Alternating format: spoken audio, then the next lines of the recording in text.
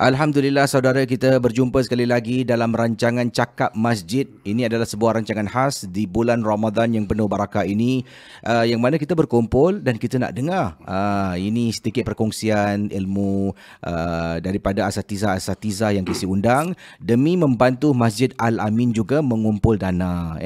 Kita pun tahulah Masjid Al-Amin ini memerlukan dana yang banyak untuk perbaiki pelbagai sudut lah. Nanti kita akan sentuh hal itu. Tapi bersama dengan saya, kita ada yang ini, yang berbahagia. Ini dia. Hoi, segak betul Ustaz Ustaz Windu yang sudi datang ke studio. Assalamualaikum Ustaz. Waalaikumsalam warahmatullahi wabarakatuh. Jadi Ustaz, mungkin kita nak tanya ni soalan-soalan tentang topik perbincangan kita pada hari ini. Yang pertama sekali lah, sebelum tu, selamat 9 Ramadan. Bagaimana dengan puasa Ustaz? Sibuk bulan Ramadan ni?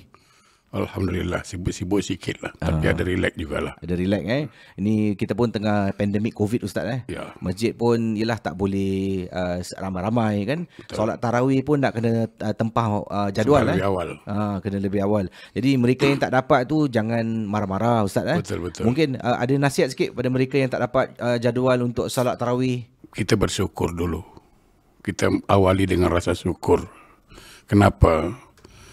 Kita ingat tahun lalu, kita sama-sama minta pada Allah, sama-sama berdoa pada Allah. Semoga dipanjangkan umur kita dapat Ramadan tahun depan. Dan Alhamdulillah Allah sampaikan hajat kita.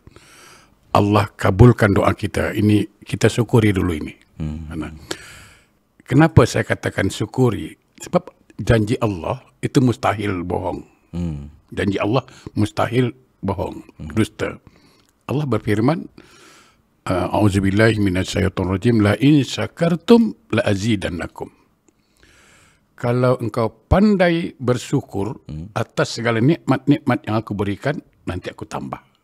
Nah, artinya ketika Ramadan kita mulai dengan rasa syukur pada Allah, maka kita akan menikmati Ramadan selanjutnya. Hari-hari kita ni lapar itu memang itu nikmat bagi orang yang berpuasa, betul-betul puasa. Ya, betul.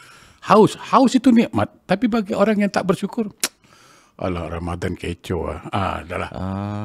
Ketika Ramadan kecoh, nak makan bunuh dan sadaq. Nah, ketika itu Allah katakan apa? Wala in kafartum. Ketika engkau engkari nikmat Ramadan itu, tunggulah azabmu. Dia lapar terus dia. Haus terus dia. Jadi mari kita awali Ramadan ini dengan rasa syukur pada Allah. Kenapa? Tidak semua Allah kasih kesempatan masuk Ramadan. Tidak semua. Apalagi di 9 Ramadan. Kita tahu tahun lalu sahabat kita, keluarga kita, barangkali teman kita masih bersama kita. Tahun ini beliau sudah kembali ke rahmatullah. Nah, ini menunjukkan Allah masih sayang pada kita, insya-Allah. InsyaAllah. Wah, jadi kita boleh dengan syukur. Itu yang penting. Satu peringatan yang baik lah. Jadi kita kadang-kadang Ustaz ni selalu tengok apa yang kita tak dapat. Ya betul. Kita lupa mensyukuri nikmat yang lain. Betul. Seperti umur kita panjang dapat jumpa Ramadan. Untuk berpuasa, beribadah. Jadi tarawih ni boleh buat kat rumah Ustaz Boleh. Jadi begini, kadang-kadang kita ni, apa istilahnya, kerana tidak bersyukur tadi. Tarawih itu bukan harus di masjid. Berbeza dengan solat Jumaat. Nah, okey, kita bersyukur lagi. Memang hidup ini kalau kita syukuri nikmat. Kita bayangkan tahun lalu tak dapat tarawih apa? Ya, betul. Nah, sekarang dapat tarawih. Ini kan nikmat. Ya kan? Kita ini bukan hidup simsalabim abrah-gadabrah jadi. Bukan begitu. Step by step lah. Selangkah demi selangkah. Tahun lalu langsung tak dapat tarawih. Tahun ini dapat. Nah, tapi masih ada cara langkah pertama apa dengan lalu booking. Betul. Nah, kalau rezeki kita ada, kita dapat. Nah, ketika kita tidak dapat, inilah Islam. Islam bukan agama egois. Bukan yang penting aku dapat. Yang penting aku bukan ajaran Islam.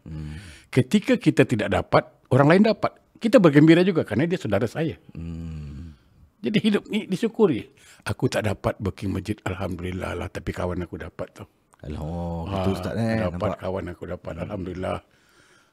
Kalau kita syukuri nanti Allah kasih jalan keluar. Alhamdulillah. Jadi sedikitlah mungkin kata-kata motivasi daripada yang berbahagia Ustaz Windu supaya anda yang yalah dah 9 hari ke si saya book asyik tak dapat semoga kita doakanlah Amin. yang nak menunaikan solat tarawih dengan suasana masjid, insya-Allah dipermudahkan urusan. Satu hal lagi, Allah itu maha bijaksana. Okey, dia sudah berusaha booking. Ada usaha booking. Lalu tak dapat. Allah sudah menghitung. Innamal a'malu binniat. Satu pekerjaan tergantung niat. Dia niat nak solat di masjid tapi tak dapat. Bukan salah dia tau. Keadaan yang memaksa. Tapi Allah tak sia-sia. Allah boleh saja kasih ini fadilah masjid punya. Walaupun kau solat di rumah tapi kau punya niat nak pergi masjid tau. Masya-Allah. Ini dia Allah tidak zalim dan maha adil Maha adil dia. Maha adil. Bukan kita salah, bukan dia yang salah. Dia dah booking dan dia punya berniat, berhajat sangat nak ke masjid. Tapi keadaan tak mengizinkan. Okay. Allah takkan diam, bijaksana. Okey, kau nak masjid. Kenapa kau nak pergi masjid? Kerana kau nak pahala lebih kan. Okey, aku kasih kau lebih. Nampak tu. Jadi ada setiap yang berlaku tu ada hikmahnya. Yeah. Jadi Ustaz, hari ini kita nak cakap tentang puasa di bulan Ramadan ni berkenaan dengan keluarga lah. Puasa juga, tapi keluarga bagaimana? Ada orang ni dia berpuasa Ustaz. Alhamdulillah bulan Ramadan ni kita kena banyak selain pada menderma, bersedekah, kita juga digalakkan untuk bangun waktu malam untuk meraihkan Ramadan bertadarus Al-Quran, solat tahajud. Tapi ada kalanya bila buat tu semua dia lupa tentang keluarga Ustaz. Mungkin dia nak kejarkan beribadah sampai kan ada kalanya tanggungjawab kepada anak isteri mungkin diketepikan. Macam mana Ustaz? Begini. Saya selalu mengatakan di majlis-majlis ilmu, wahai suami, jangan berharap istrimu menjadi istri yang solehah kalau engkau tidak soleh dulu. Wahai seorang ayah, jangan berharap anak-anakmu jadi baik, jadi soleh dan soleh kalau engkau tidak menjadi seorang ayah yang soleh. Rasanya lucu kan seorang ayah ingin engkau jadi baik, anak jadi baik, sementara dia tak baik. Lucu kan seorang suami ingin istrinya baik, sementara dia tak baik. Mana mungkin bayang-bayang akan lurus kalau kayunya bengkok. Maka saya katakan, kalau kita ingin anak baik, kita berpuasa. Tadi saya kata awal-awal, Islam itu bukan agama egois. Bukan agama pentingkan diri, hipokrit, bukan. Aku nak masuk surga seorang, bukan. Saya masih teringat sebuah sabda Rasulullah SAW yang lebih kurang artinya begini. Ada satu hari, Nabi bertanya kepada sahabat, wahai sahabatku, tahukah kamu siapa orang tua yang mandul? Itu pertanyaan Nabi pada sahabat. Siapakah orang tua yang mandul itu? Sahabat menjawab apa adanya. Dan itu pun jawaban kita semua, yakin saya. Jawab sahabat, ya Rasulullah, orang tua yang mandul itu adalah orang tua yang berumah tangga tapi tak dapat zuriat. Tak ada anak, mandul lah. Mungkin jawaban sahabat tu kita pun, oh ya betul lah. Ya kan? Tapi Nabi cakap, bukan itu. Ini yang penting. Orang tua yang mandul itu, kata Nabi, orang tua yang gagal mendidik anaknya menjadi anak yang soleh dan solehah. Sebenarnya banyak orang tua yang gagal. Puasa, dia puasa. Tapi dia tak peduli anak dia puasa atau tidak. Nah ini kan gagal, orang tua gagal. Suami yang berhasil bukan setakat memberikan duit banyak pada isteri, bukan. Ya, isteri perlu kasih sayang, betul. Perlu duit juga. Tapi suami yang berhasil itu suami yang mampu membimbing istrinya sampai ke jannah. Kalau dia puasa sendiri, isteri tak peduli kau puasa-puasa, kau tak puasa kau punya pasal. Oh, itu suami yang tak betul juga tu. Jadi dalam peranan kita sebagai seorang suami ke, seorang isteri ke, yang penting kita harus nak orang buat baik, kita pun kena tunjuk teladan yang baik. Ya, betul. Itu dia. Suami itu kan imam. Isteri makmum, anak makmum. Imam itu cukup satu. Makmum boleh ramai. Pemain Ustaz. Nah ini jangan negatif. Bukan negatif. Ini positif. Tak dilarang ya. Walaupun tak dilarang, betul. Makmum tak apa lebih dari satu. Betul. Imam tak boleh lebih dari satu. Tu. Jangan negatif thinking lah. Okey. Sekarang saya katakan, bagaimana teknis imam itu, peraturan imam itu. Pertama, perhatikan, imam akan sebelum takbir akan memandang ke belakang makmumnya. Kenapa? Dia akan lihat, ini makmumku ada sehat tak? Sakit, ada yang tua tidak? Oh, kalau ada yang sakit, ada yang tua, aku baca ayat pendek lah. Tapi kalau orang muda semua, okey, ayat panjang tak masalah. Ini maksudnya apa? Seorang imam harus paham keadaan makmum. Artinya apa? Seorang suami, seorang ayah mesti memahami keadaan isteri dan anak-anaknya. Dan imam itu sangat dianjurkan mempermudah bacaan. Artinya apa? Seorang suami dianjurkan mempermudah urusannya dengan isteri dan anak-anaknya. Jangan dipersulit. Wah, jadi saya rasa ni satu gambaran yang baik Ustaz kongsi ya. Ya. Kada tengok pandang kalau anak-anak tu yang mungkin jenis kalau diamnya 5 minit aja. Jadi solat tu kalau boleh jangan terlalu panjang. Ya, ya, mesti betul. Bagaimana makmum itu mau takbir kalau imamnya belum takbir? Bagaimana makmum mau rukuk kalau imam belum rukuk? Maksudnya apa? Bagaimana anak mau baik kalau bapak belum baik? Bagaimana isteri mau baik kalau suami mau baik? Imamnya buat dulu. Dan itu sebenarnya Rasulullah diutuskan untuk itu. Innamal bu'istu liutammima makarimal akhlak. Aku diutus, kata Nabi, untuk menyempurnakan akhlak manusia. Akhlak dulu. Maka saya selalu pesankan, jadi suami kita inginkan istri yang baik. Okey, kita jadi baik dulu. Saya yakin kalau suami sudah salat, istri ikut. Jadi Ustaz, itu kalau dalam situasi yang ideal, yang mana suaminya mulakan sesuatu yang baik, isteri akan ikut, anak-anak akan ikut. Tapi sekarang dalam situasi yang tak ideal sangatlah, maknanya ayah dia seorang yang beramal soleh, tapi anaknya mungkin dalam lingkungan remaja, dah mula tak nak balik rumah, dah mula tak nak dengar kata ayah, ibu solat, ayah solat, anak pula tak nak ikut. Macam mana Ustaz hal ni? Gini, ini sejarah. Kewajipan kita hanya menyeru, hanya mengajak. Itu kewajipan. Rasul punya kewajipan itu juga, menyeru dan mengajak umat. Dia tak boleh kasih hidayah. Itu mutlak hak Allah. Hidayah itu mutlak hak Allah. Kuasa Allah. Andai kata Nabi boleh kasih hidayah, Abu Talib dia kasih dah tu. Abu Jahal, Abu Lahab tu, abu-abu yang lain pun masuk itu. Nah, ini. Jadi tugas kita sebagai orang tua, tugas kita sebagai suami, mengajak isteri, menyeru isteri, soal hidayah serahkan pada Allah. Dia nak buat tak buat. Kita lihat sejarah Nabi Nuh. Bapa dia sebagai Nabi, tak tengok anak dia macam mana? Samsing habis. Ya, Nabi Nuh tu tengok bapa dia. Bapaknya Nabi, anak dia tengok Kanan. Samsing habis. Anak dia samsing Ustaz. Samsing. Jadi jangan heran. Kita kan kutuk orang pandai. Bila tengok ada ustaz sarahan, kebetulan anak ustaz tu jahat, kita bisik kat belakang, ustaz ceramah pandai. Anak dia dekil. Kutuk belakang. Ustaz tu pun ajar anak. Nabi Nuh pun ajar anak. Ini kan masalah hidayah. Jadi kita suruh dengar Ustaz. Betul. Saya pernah nampak dekat sekarang ni ada lagi Facebook, ada Instagram. Nanti Ustaz ni contoh, Ustaz ni kasih ceramah. Dia kata, Ustaz ni pandai. Anak kau pergi didik dululah. Itu yang tak boleh tu. Itu kan Nabi Nuh tengok. Kita lihat Nabi Nuh. Nabi Nuh macam mana? Apa Nabi Nuh tak mendidik anak? Didik anak. Masalahnya hidayah itu mutlak milik Allah. Itu persoalannya. Tugas Nabi menyeru, mengajak. Kita lihat isteri Nabi Lut. Suaminya Nabi tau, isteri dia macam mana? Pun degil apa?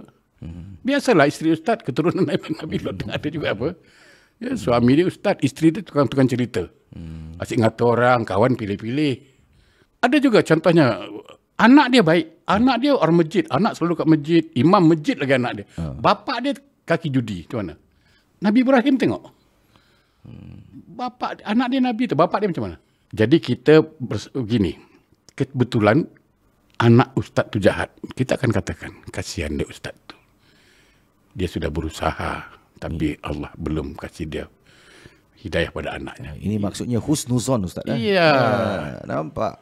Jadi ingat kalau nampak benda-benda yang kurang elok dipandang mata, dan anda kenal bapak dia imam masjid, anak dia pergi kelab malam, kena ingat, kena fikir yang bapaknya sudah berusaha. Cari 1000 alasan yang bapaknya sudah berusaha. Pasti. Jangan paksa orang berbaik sangka pada kita. Tapi paksalah diri kita untuk berbaik sangka pada orang. Itu dia. Nampak, ni bulan Ramadan ni satu, saya rasa tempat yang baik lah untuk kita terbiasakan. Ya. Macam Ustaz kata tadi tu, paksalah diri kita untuk berbaik sangka dengan orang. Ya, jangan paksa orang baik sangka dengan kita. Ini kan kita kan suruh kau baik sangka, kau ni buruk sangka. Tak usahlah. Kita paksa diri kita berbaik sangka semua orang. Hidup ni relax. Jadi sekarang kita cakap tentang keluarga lah dalam bulan Ramadan ni, apa yang boleh kita tambah nilai dari segi kekeluargaan di bulan Ramadan ni? Ya. Salah satu hikmah kenapa masjid itu masih dibatasi supaya kita ni tarawih di rumah. Betapa nikmatnya. Barangkali selama ini kita solat di masjid. Nah sekarang bagaimana? Saya punya keyakinan 100% lah seorang isteri. Hampir semua isteri kalau saya tanya, suka tak kalau suami jadi imam? Suka sangat Ustaz, tapi macam mimpi lah. Macam mimpi Ustaz. Betul ke tak betul? Tengok, artinya apa? Ini mendidik. Buktikan sebagai suami. Saya ini Muslim tau. Okey, aku nak jadi imam. Kau orang ikut. Wah, saya rasa anak dia pun terkejut. Betul ke tak betul? Ya kan? Ini satu hikmah. Jadi semakin kasih sayang. Bayangkan ketika suami solat tarawih bersama, suami rukuk, isteri rukuk, anak rukuk, semua ikut. Lalu selepas salam, mereka saling bersalaman. Isteri cium tangan suami, subhanallah. Betapa nikmatnya seorang anak pun cium tangan ayahnya. Oh subhanallah. Itu hikmahnya kenapa masih di masjid, di booking itu. Jadi ada hikmah lah tentang apa yang berlaku. Ni soalan seterusnya ni sebagai seorang suami lah. Bilakah waktu-waktu yang terbaik untuk doakan isteri? Ustaz? Bila-bila saja tak masalah. Yang paling penting setiap suami itu mendoakan keluarganya. Seperti mana kan diajarkan Al-Quran. Rabbana hab lana min azwajina wa zurriyatina qurrata ayun waj'alna lil muttaqina imama. Ya Allah, berikanlah aku keturunan zuriat, anak yang menjadi pemimpin, yang bertakwa. Dan menjadi penyenang mata. Bayangkan kita punya isteri balik kerja, disambut, dicium tangan, lalu ditanya, abang nak makan apa? Subhanallah. Minta maaf lah. Sekarang isteri sekarang ni kebanyakan lah, bukan semua. Dia kalau bila masa dia tawarkan isterinya makan sedap, kalau dah sakit. Suami dia dah sakit, dah batuk, dah semput, baru tanya, abang nak makan sate ke? Kenapa lah nak makan sate pula situ? Inilah kelemahan. Sama, suami juga, suami begini, suami juga bila isteri sakit, jangan tanya, engkau tak boleh buat duduk je, jangan buat baring, nanti makin sakit tau. Bukan begitu. Engkau paksa, engkau apa ke naik tangga ke turun tangga. Itu bukan suami yang baik. Suami yang kedekut. Kan bawa dia ke rumah sakit. Kau sakit apa sekarang ni? Kenapa boleh sakit? Apa ada pikiran dengan abang apa? Dia tanya. Okay, kita pergi cek rumah sakit atau klinik. Dia pun merasa diperhatikan. Saya ingin katakan apa? Seorang isteri sekarang sangat merindukan perhatian suami. Ya, contoh gini lah. Istrinya masak dah 20 tahun. Tak pernah puji pun. Sekali janda sebelah kasih masak. Dia tanya, ni siapa kasih? Oh, sebelah bang, janda tu. Best lah. Tengok, janda kasih sekali je masak. Dia puji habis. Itu kan menyakitkan hati isteri. Kena pandai jaga hati. Oh iyalah. Jadi gini kan isteri itu berasal dari tulang rusuk. Kan begitu yang kita tahu. Tulang rusuk yang bengkok. Nah, Nabi pesan apa? Engkau keraskan, dia patah. Engkau biarkan, dia bengkok. Maka pandai-pandailah di sini. Bukan pandai. Bukan. Jadi suami bukan suami yang pandai. Suami yang pandai-pandai dengan isteri. Maksudnya apa tu? Pandai-pandailah engkau jaga. Jangan sampai keras sangat, patah dia. Engkau biarkan dia bengkok. Pandai-pandailah engkau meluruskan dia. Dengan penuh kelembutan. Iya. Perempuan itu kan lembut dia. Cakap lembut. Mestilah. Kalau tengah marah isteri tu, Ustaz, apa yang suami boleh buat? Mungkin kalau ada contoh-contoh sejarah Nabi pernah lakukan isteri tengah marah ni. Ya, pernah. Siti Aisyah pernah. Ya, karena kecemburuan. Ya. Jadi tidak ada isteri itu yang tak cemburu. Mana yang namanya fitrah manusia lah. Ada seorang janda, cantik lah janda tu. Dia ni dia tahu Rasulullah suka makanan ini. Dia buatkan tau. Dia buatkan. Dia masak lah. Bila sampai di rumah, Aisyah tahulah. Dia langgar tau. Dia langgar terjatuh. Jatuh benda tu. Masakan tadi tu. Okey. Sengaja dia langgar. Nabi tahu ni Aisyah cemburu punya. Ya, Nabi tahu. Dia ambil. Dia tak marah Aisyah tau. Dia cakap dengan yang ngasih ni, mohon faham ajalah ya. Faham lawak. Dia bilang gitu. Dan dia tak cakap Aisyah gitu. Apa dia tu? Bila dia marah Aisyah depan orang ini, nanti Aisyah punya maruah akan jatuh tau. Ini kita kadang-kadang gitu. Kita kadang-kadang depan anak pun marah isteri. Jadi anak macam nak respect dengan mak dia. Tak, kita marah. Cuma itu tadi, marah isteri, dia panas. Kita lah suami panas juga. Panas ketemu panas di mana? Terbakar lah dia. Tidak. Isteri marah, kita diam dulu.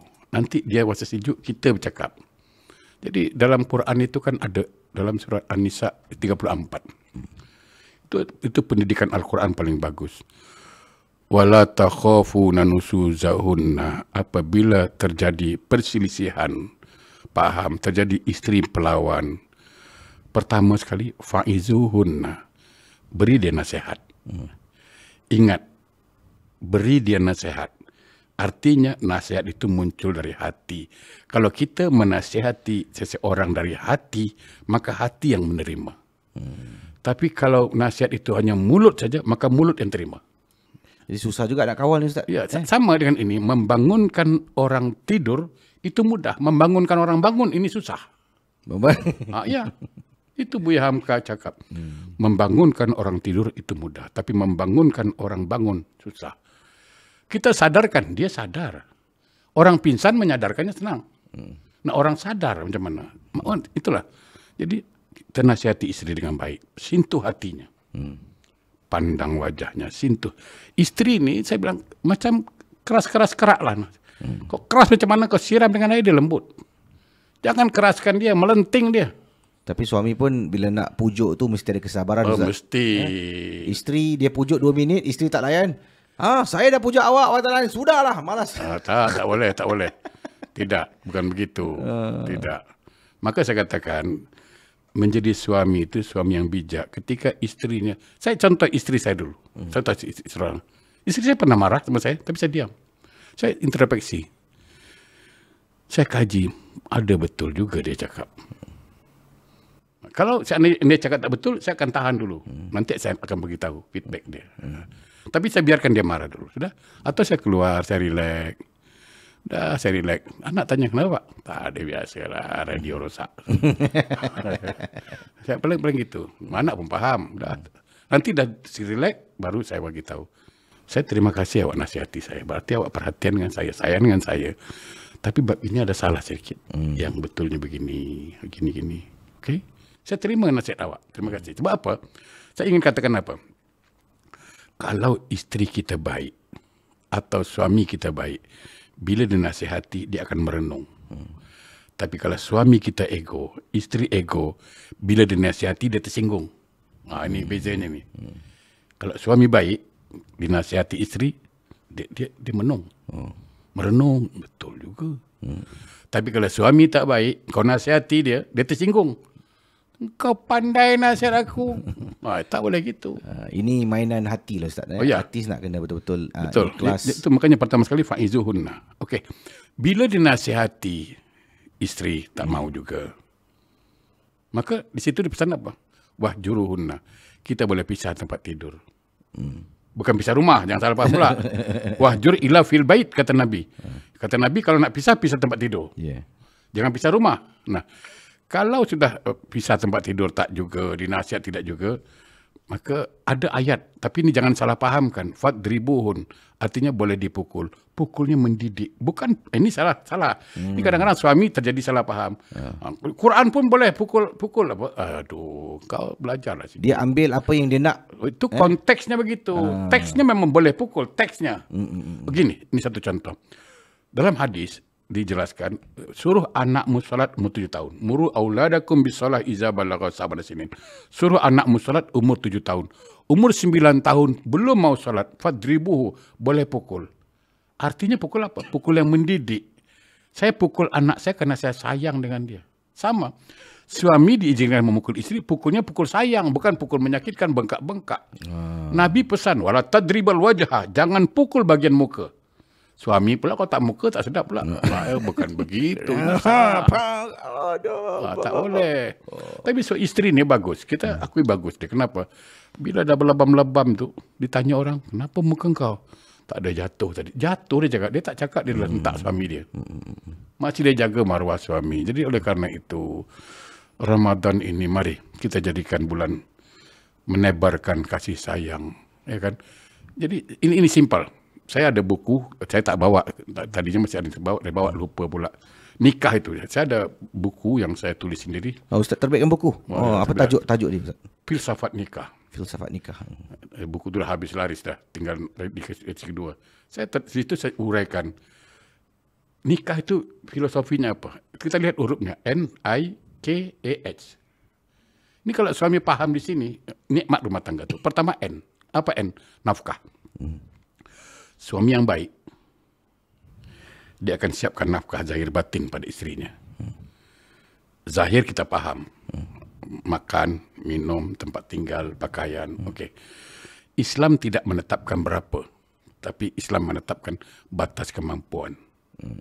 Tidak ada mesti 1,000, mesti 2,000. Tidak ada. Berapa kemampuan. Dan kemampuan istri mensyukuri pemberian suami.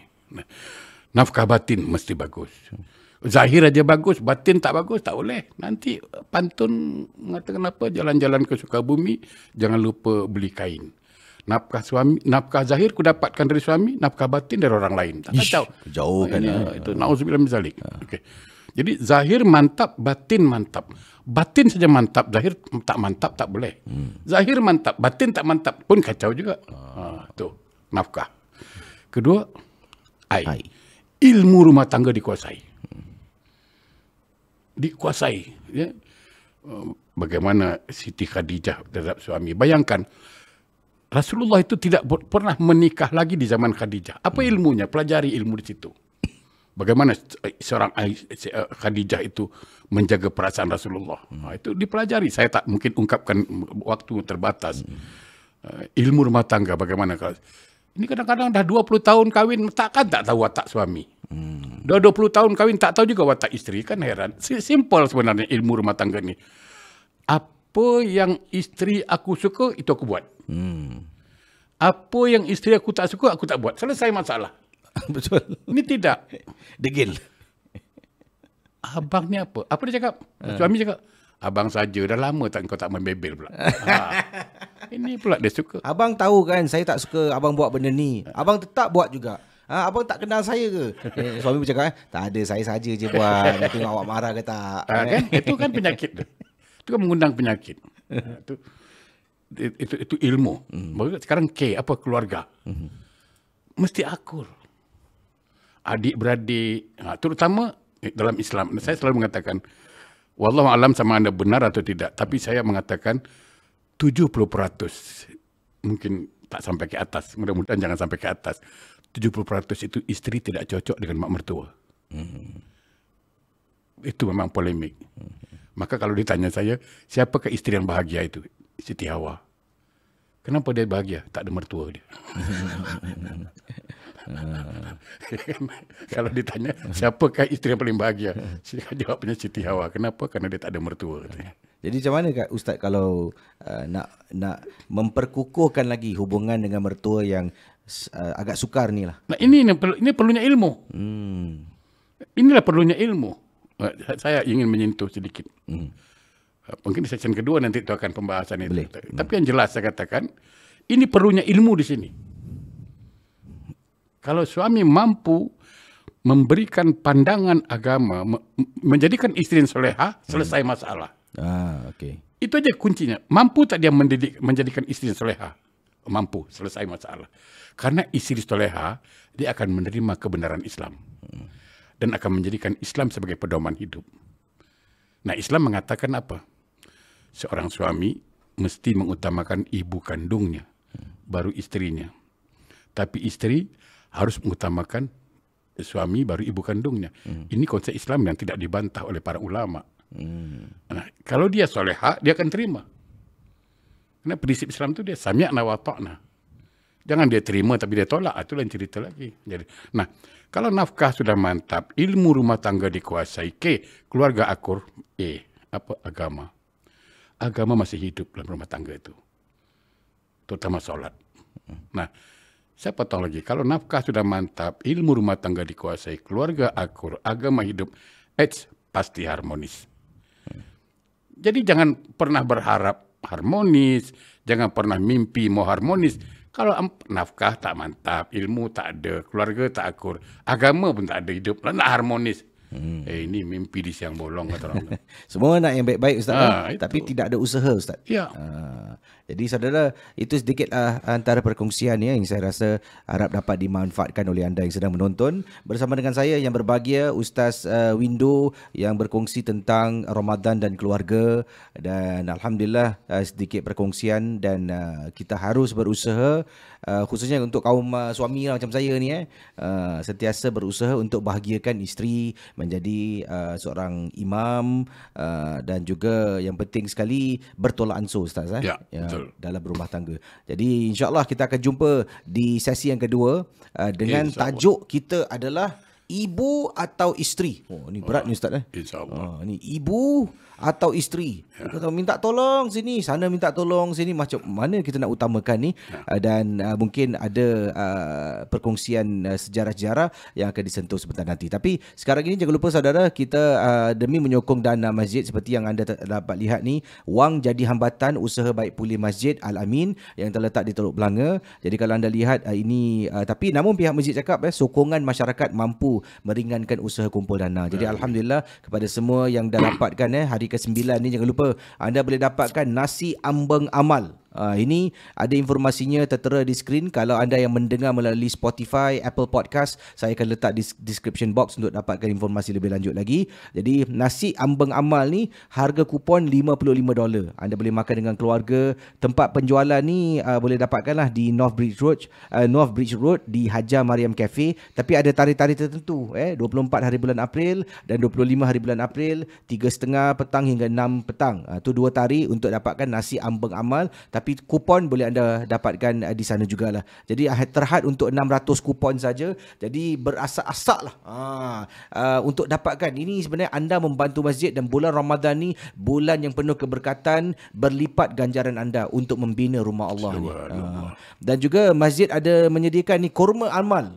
Kurma Ajwa Al-Madinah Amal Masjid Al-Amin. Untuk penghantaran ke rumah $8, satu kotak $22, 500 gram. Kalau beli lebih daripada 5 kotak ke atas, harganya $100 untuk 5 kotak. Penghantaran percuma untuk anda. Dan juga selain dari itu adalah acara-acara rancangan-rancangan masjid yang tidak pernah pupus dan luput. Ada Ikatam. Ikatam ni berlangsung pada 28 hari bulan April dan juga pada malam Nuzul Quran jam 10 malam live di Facebook page Masjid Al-Amin, juga bersama dengan Ustaz Syafi'i. Alam malaikat, mengetahui kesan malaikat pada kehidupan kita, hubungan malaikat dengan manusia, malaikat dan bulan Ramadan. Ini akan dibimbing oleh yang berbahagia Ustaz Syafi'i dengan yuran $15 saja, juga untuk membantu Masjid Al-Amin. Jadi Ustaz, bulan Ramadan ni Ustaz, kita banyak peluang untuk buat baik, antaranya membantu anak yatim dan juga inilah mengumpul dana untuk masjid Ustaz. Mungkin boleh Ustaz sentuh sikit tentang manfaat bulan Ramadan kalau kita banyak bersedekah. Okey, saya ingin menjelaskan begini. Tidak ada orang miskin kerana rajin sedekah. Tapi yang apa-apa kedana kerana bakil kedekut banyak. Ilmu dia mudah. Sekali lagi saya katakan, mustahil Quran itu bohong. Itu prinsip dulu. Itu imani dulu. Kalau memang kita beriman kepada Quran, maka kita akan mengatakan Quran ini benar. Apa yang dia cakap betul. Jangan dibantah. Okey. Kita lihat Al-Quran surat Al-Baqarah 261. Nah, kita buktikan. Di situ ayat mengatakan apa? Perumpamaan orang yang bersedekah. Bagaikan menanam sebutir benih. Menumbuhkan 7 tangkai. Setiap tangkai menumbuhkan berapa? 100. Bahkan di ujungnya dikatakan apa? Wallahu yudha'ifu lima yasha'. Allah berhak melipat gandakan. Tapi yang penting, ini contoh-contoh.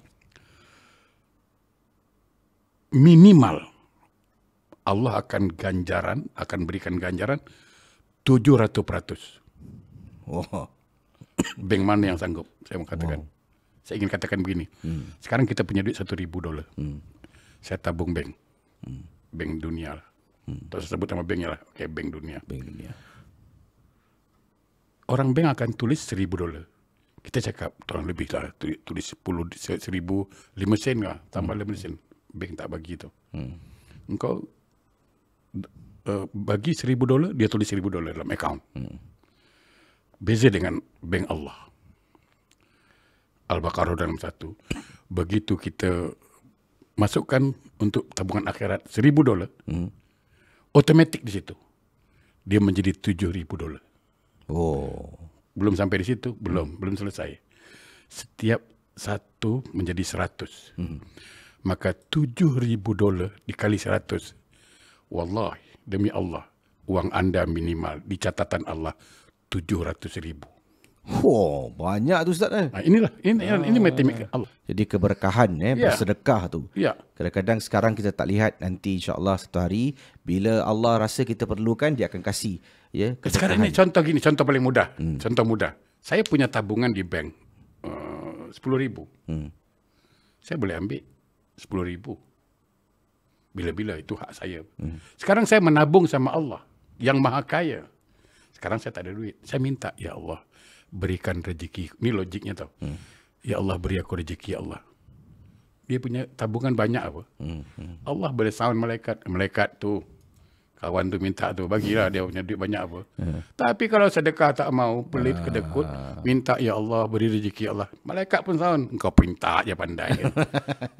Tabung tanda. Kan tak ada bajet lah katanya. Jadi alhamdulillah, terima kasih atas penjelasan tadi, dan insya-Allah kita akan jumpa di episod seterusnya bersama dengan saya Casey dan juga yang berbahagia iaitu Ustaz Windu dalam rancangan Cakap Masjid.